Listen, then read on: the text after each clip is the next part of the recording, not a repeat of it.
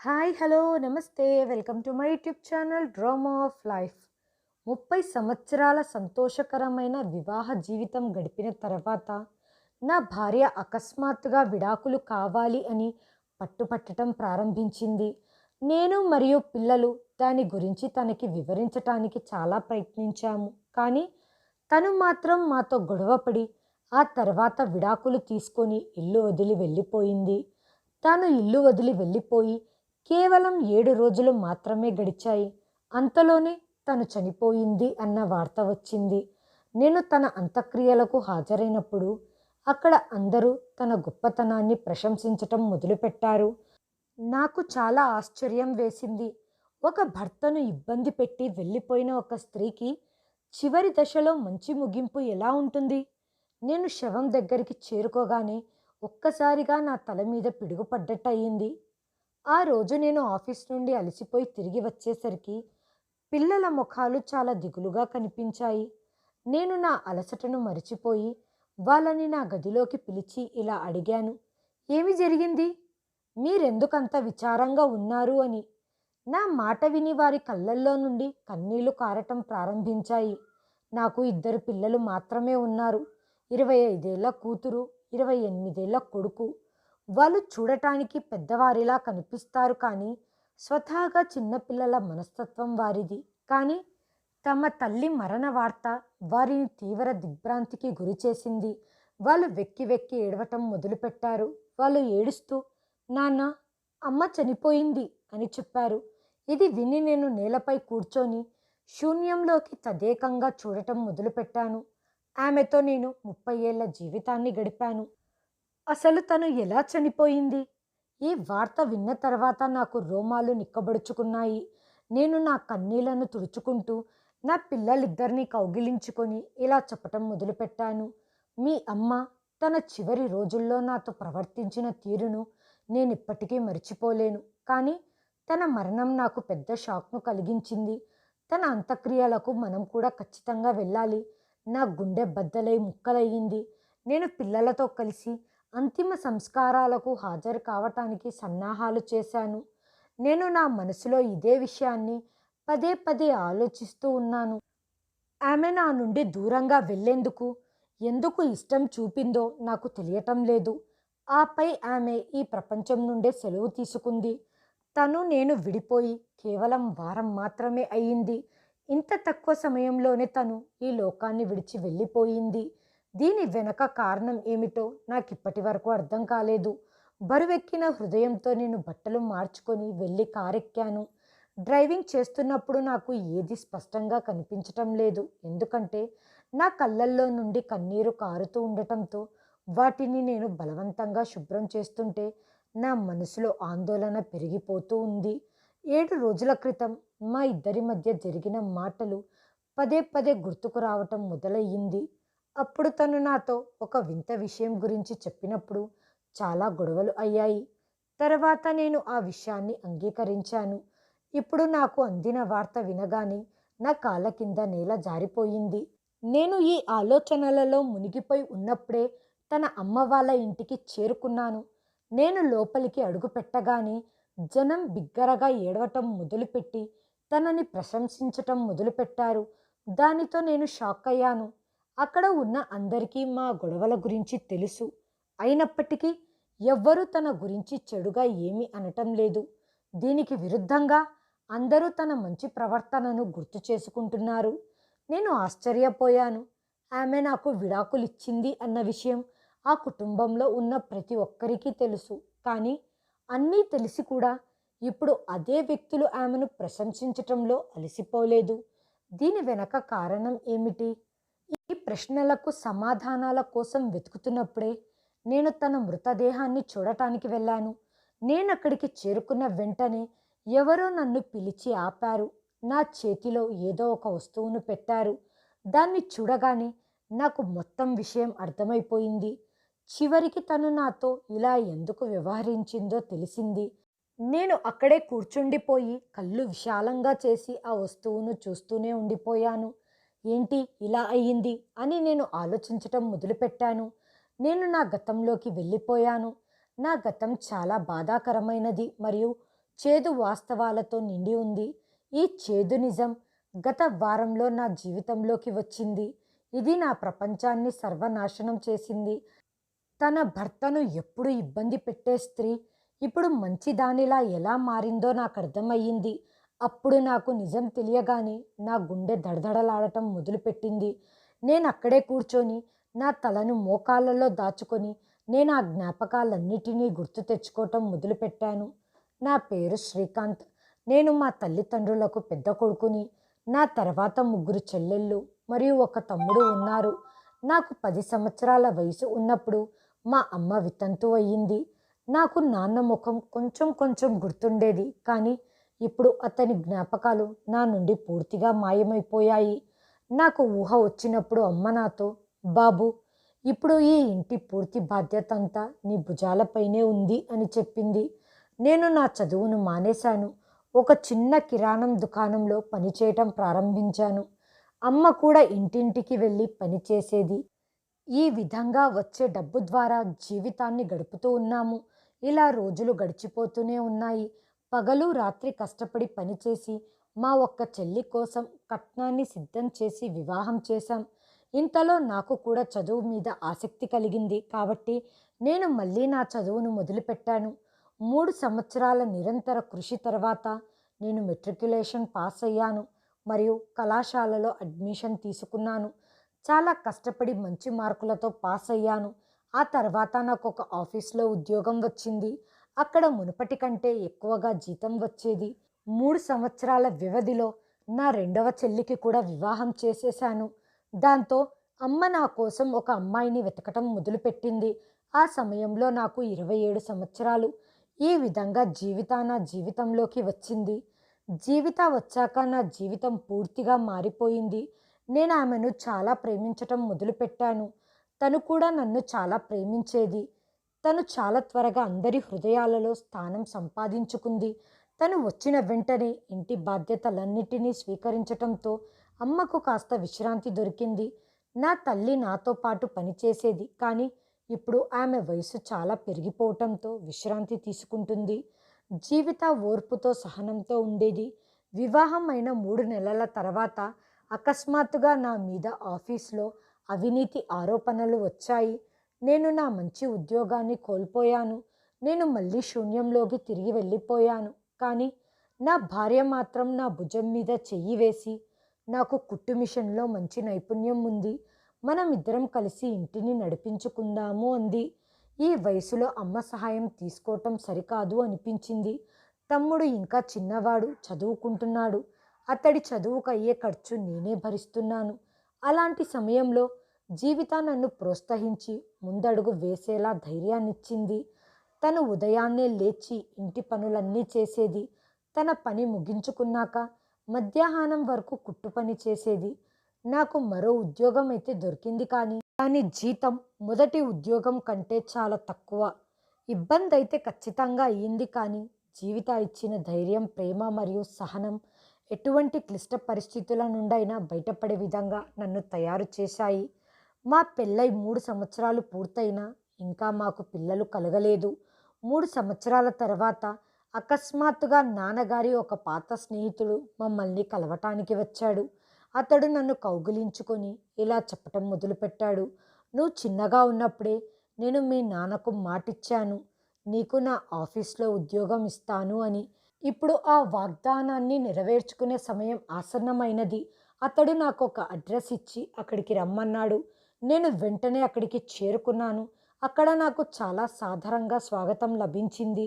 నేను నా సొంత కంపెనీకి తిరిగి వచ్చినట్లుగా అనిపించింది. మా నాన్నగారి స్నేహితుడు సమీర్ అంకుల్ నన్ను కంపెనీలో మేనేజర్గా నియమించారు. అదే సంవత్సరంలో జీవిత తల్లి కాబోతుంది అన్న శుభవార్త తెలియగానే బట్టలు కుట్టే పనిని మాన్పించేశాను. 9 నెలల తర్వాత మా ఇంట్లో మొదటగా కొడుకు పుట్టాడు. నేను చాలా సంతోషంగా ఉన్నాను. రాను రాను వయసు పైబడటంతో అమ్మ మోకాళ్ళలో నొప్పి ఉండేది. దాంతో అమ్మ సరిగ్గా నడవలేకపోయేది. డాక్టర్ గారు అమ్మకు పూర్తి బెడ్ రెస్ట్ తీసుకోవాలని సూచించినప్పుడు జీవిత అన్ని బాధ్యతలను స్వీకరించింది. నీకు సహాయం చేయటానికి ఒక నర్సును పెడతాను అని చెప్పాను, కానీ తాను వెంటనే కఠినంగా వద్దు అని నిరాకరించి, ఇంటి పెద్దల్లో ఎవరికైనా వ్యాధి వస్తే వారి బాధ్యతలను ఇతరులకు అప్పగించకూడదు. ఇది కూడా ఒక సేవ చేయటం లాంటిది. ఇది ఆ దేవుడు ఇచ్చిన బహుమతి. వారి కాళ్ళ కింద స్వర్గం ఉంటుంది అని చెప్పింది.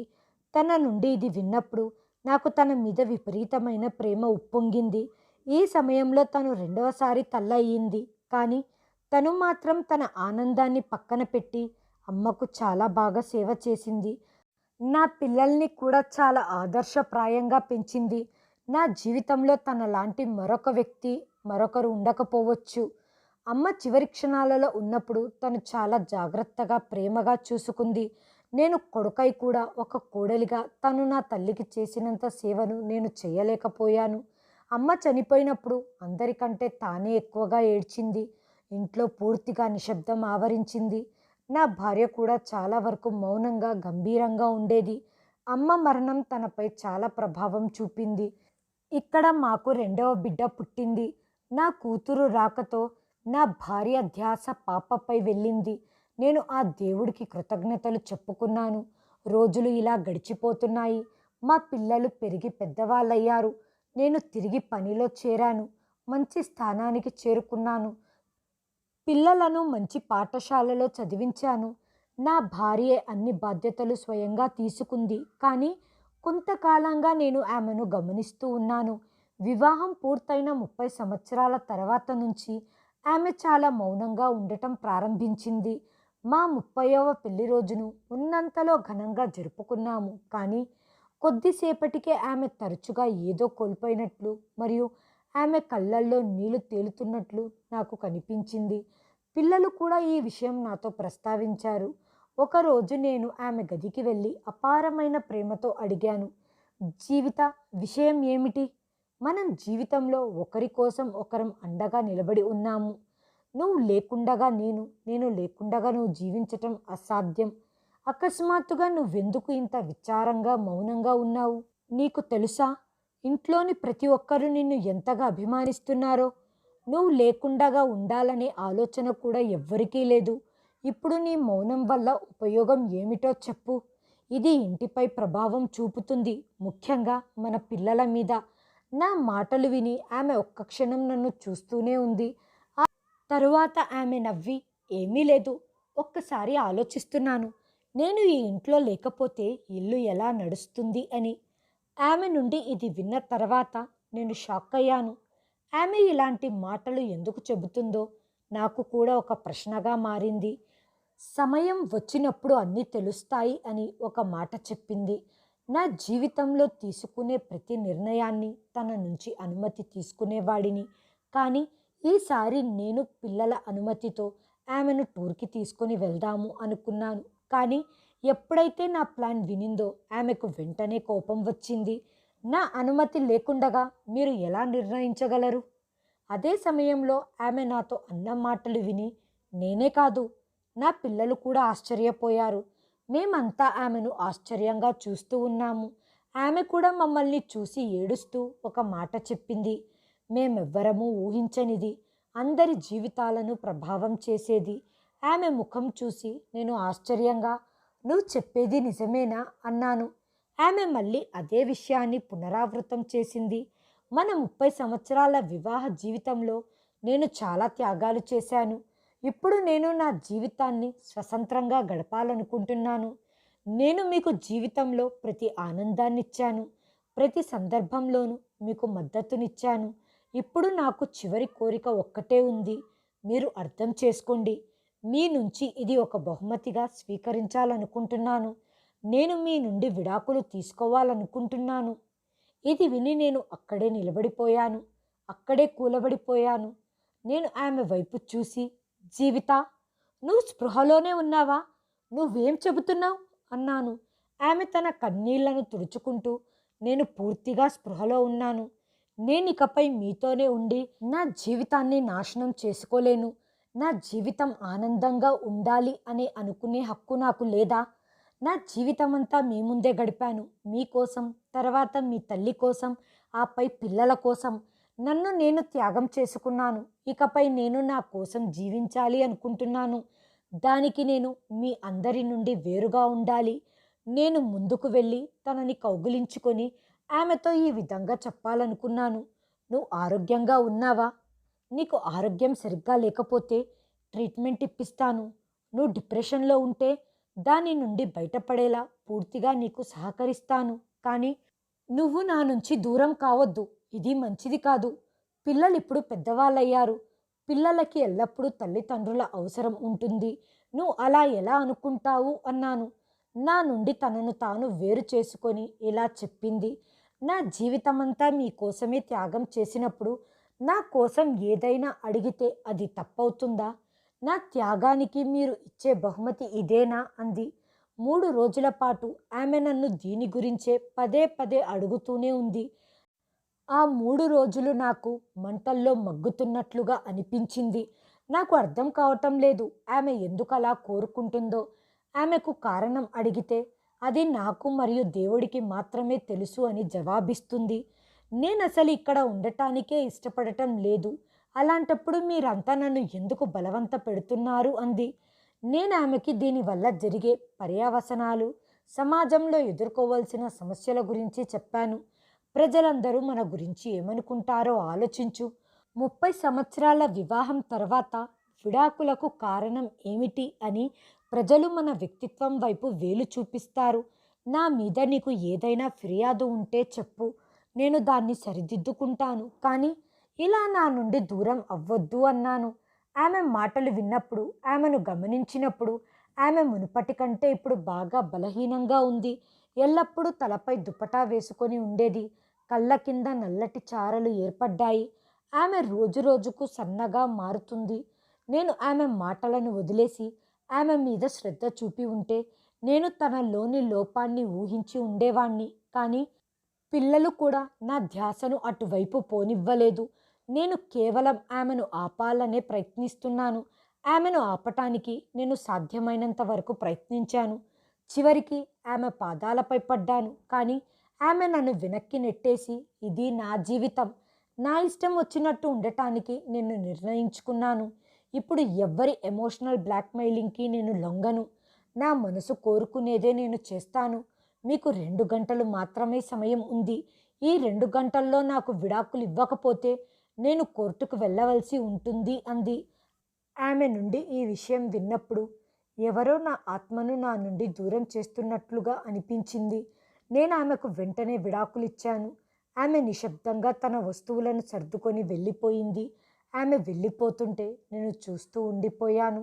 ఇంకేమీ చేయలేకపోయాను. పిల్లలు నన్ను కౌగిలించుకొని చాలా ఏడ్చారు. నాన్న, నువ్వు ఇదంతా దేనికి చేశావు? అమ్మకు ఎందుకు విడాకులిచ్చావని పిల్లలు చాలా బాధపడ్డారు. 3 రోజుల తర్వాత నా స్థితి ఎలా అయింది అంటే, ఎవరో నా శరీరాన్ని గాయాల పాలు చేసి వాటిపై ఉప్పు కారం చల్లినట్లుగా అనిపించింది. శరీరమంతా ఎప్పుడూ మండుతున్న అనుభూతిని నేను అనుభవిస్తూ ఉన్నాను. పగలు మరియు రాత్రులు ఏదో ఆలోచిస్తూనే ఉన్నాను. సమయం గడిచిపోవటం ప్రారంభమయ్యింది. ఆఫీస్లో కూడా నా పనిపై శ్రద్ధ పెట్టలేకపోయాను. ఏమైనా నా పదవి విరమణకు ఇంకా 3 నెలలే సమయం ఉంది. చివరి నిమిషంలో ఎటువంటి తప్పు జరగకూడదని కోరుకుంటున్నాను. ఇది నా పదవి విరమణలో మరియు పెన్షన్పై ఎటువంటి ప్రభావం పడకూడదు అనుకున్నాను. ఇంట్లో వింత వాతావరణం నెలకొంది. అంతా నిర్మానుష్యమైపోయింది. జీవిత పోవటంతో తనతో పాటే మా ఆనందాలు అన్నీ కోల్పోయినట్లు అనిపించింది. తను ఏదో ఒకరోజు తన నిర్ణయంపై పశ్చాత్తాపపడి తిరిగి వస్తుంది అనుకున్నాను. కానీ నేను బాధపడవలసి వస్తుంది అని ఊహించలేదు. ఒక వారం గడిచిపోయింది. ఒకరోజు నేను ఆఫీస్ నుండి అలసిపోయి తిరిగి ఇంటికి వచ్చినప్పుడు, నాన్న, అమ్మ చనిపోయింది అన్నారు. ఆ వార్త వినగానే నా ఊపిరి ఆగిపోయినట్లు అనిపించింది. నేను వెంటనే ఆమె ఇంటికి పరిగెత్తాను. పిల్లలు కూడా నాతో ఉన్నారు. అక్కడ ఉన్నప్పుడు వచ్చిన వాళ్ళంతా ఆమెను చాలా ప్రశంసిస్తున్నారు. ఇదంతా విన్న తర్వాత నాకు అనుమానం వచ్చింది. ఇది ఎలా సాధ్యం? నా గుండెను ఎవరో చిదిమేసినట్లు, దాన్ని ముక్కలు ముక్కలుగా చీల్చినట్లు అనిపిస్తుంది. కానీ భర్తను చివరి రోజుల్లో పట్టించుకొని స్త్రీ గురించి కూడా జనాలు అంతగా ఎలా ప్రశంసిస్తున్నారు? అకస్మాత్తుగా నేను జీవితాను చివరిసారిగా చూడటానికి ముందుకు కదిలాను. అప్పుడే అక్కడ ఉన్న జీవిత వదిన నా చేతిలో ఒక కాగితం పెట్టింది. నా కళ్ళు జీవిత ముఖం మీద పడ్డాయి. ఆమె ముఖం చాలా ప్రకాశవంతంగా కనిపించింది. ఇది చూసి నా హృదయం పూర్తి శాంతితో నిండిపోయింది. నేను ఎంత ప్రయత్నించినా నా కంటి నుంచి కన్నీరు ఆగటం లేదు. నన్ను నేను అదుపు చేసుకొని కాసేపటికి నార్మల్ అయ్యాను. అప్పుడే నా చూపు నా జేబులో ఉన్న కాగితంపై పడింది. అది తెరిచి చదవటం ప్రారంభించాను. నా ప్రియమైన శ్రీవారికి, జీవితంలో ఒక చేదు నిజం నాకు ఈరోజే తెలిసింది. ఈ వాస్తవం చాలా బాధాకరం. నేను వద్దనుకున్నా కూడా దానిని తిరస్కరించలేను. నాకు అలాంటి వ్యాధి ఉంది అని డాక్టర్ చెప్పారు. ఒక హానికరమైన వైరస్ నా శరీరంలో వ్యాపించింది. అది మానవ శరీరాన్ని చెడుగా ప్రభావితం చేస్తుంది. ఈ వ్యాధి ప్రతి 1,00,000 మందిలో ఒక్కరికి వస్తుంది. ఇది ఎవరికైతే వస్తుందో అతని ఇల్లు కూడా దీని బారిన పడవచ్చు. మరణం కూడా సంభవించవచ్చు. నాకు ఈ వ్యాధి ఉన్నట్లు నిర్ధారణ అయినప్పుడు నేను ఉద్దేశపూర్వకంగా మీతో గొడవపడ్డాను. తద్వారా నేను మీ నుండి వేరు కాగలను. మీ మరియు పిల్లల జీవితం నాకు ముఖ్యం. నేను మిమ్మల్ని ఎప్పుడూ ద్వేషించలేదు. నా జీవితంలో మరొక వ్యక్తి లేరు. ఎవరి కోసమో నేను మిమ్మల్ని వదిలేయలేదు. ఆ వ్యాధి మాత్రమే మనల్ని విడతీసింది. సమయం గడిచే కొద్దీ ఈ వ్యాధి వ్యాప్తి చెందుతూనే ఉంటుంది అని డాక్టర్ చెప్పారు. ఈ వ్యాధికి చికిత్స కనుక్కోలేదు, నివారణ లేదు. ఇందులో ముందుగా మనుషుల చర్మం ఊడిపోవటం ప్రారంభమవుతుంది. తర్వాత మాంసం కుళ్ళిపోవటం ప్రారంభమవుతుంది. దానిలో పురుగులు వృద్ధి చెందటం ప్రారంభమవుతుంది. ఈ ఇన్ఫెక్షన్ ఇతరులకు కూడా వ్యాపిస్తుంది. నా ఈ నరకయాతనను చూస్తూ మీరు పిల్లలు బాధపడటం నాకు ఇష్టం లేదు. అందుకే నేను మీకు విడాకులిచ్చి నిర్జన అడవిలోని ఒక గుడిసెలో జీవించటం మొదలుపెట్టాను. నేను అక్కడే చనిపోయాను. నా మరణం తర్వాత ఖచ్చితంగా మీకు ఈ ఉత్తరం అందుతుంది. దయచేసి నన్ను క్షమించండి. మీకు కష్టం కలిగించినందుకు నన్ను క్షమించండి. నేను ఈ బాధను భరించలేకపోతున్నాను. నన్ను త్వరగా తీసుకెళ్ళమని ఆ దేవుణ్ణి ప్రార్థించాను. మీ నుంచి దూరమై వారం రోజులు గడిచింది. నేను చనిపోయాక ఈ ఉత్తరం మీకు అందుతుంది అని ఆశిస్తున్నాను.